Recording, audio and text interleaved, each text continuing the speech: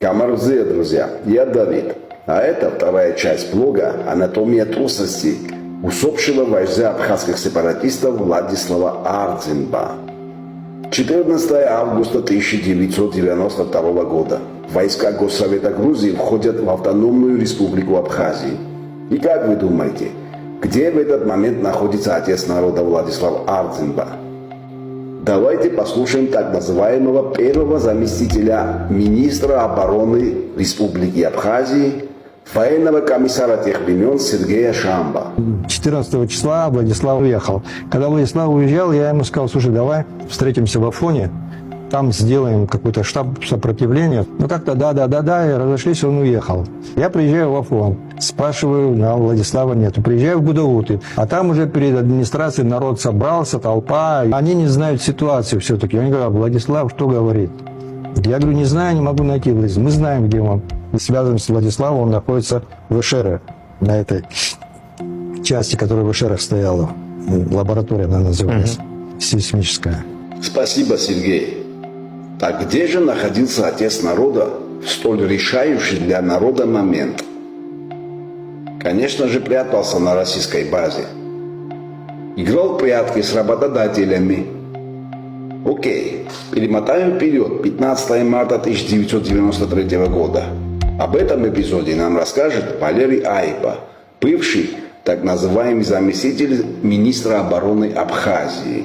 Это, конечно, для нас была трагедия. У нас тогда погибло 300 человек. Волнения пошли. Мы здесь в штабе находимся. Оттуда прибегает: срочно ноги уносите. Народ идет, сейчас вас разорвут, особенно Павлик, тебя и Валеру. Пусть идут, пусть разорвут, значит, заслужили от народа своего, мы убегать не намерены. Сергей вышел, когда к ребятам, к женщинам, а Владислав, он не смог выйти к женщинам. А Владислав, он 2 дня не мог прийти в себя. Представьте себе ситуацию. Наступление захлебнулось, сотни убитых. К штабу идет толпа разгневанных женщин. Шамба и Айба выходят к ним. А где вождь?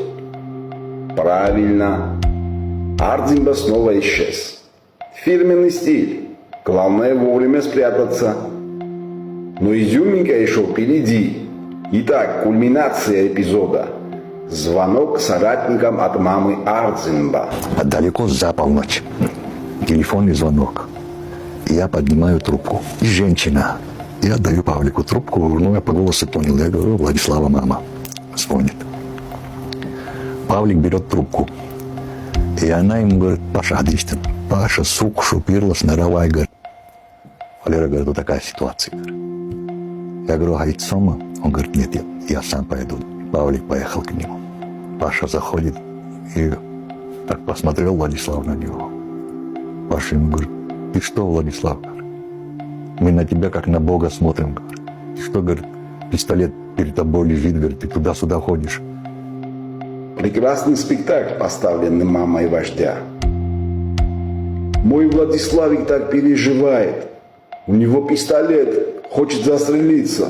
Спасите его. Серьезно, 2 дня собирался, что он там делал? Позу выбирал? Или угол получше? Нет слов, высший пилотаж от мамы вождя. Она звонит. Соратники бегут спасать. Вытаскивает его из комнаты, и все, лидер снова на коне. Вот так выглядит анатомия страха вождя сепаратистов Владислава Ардзинба.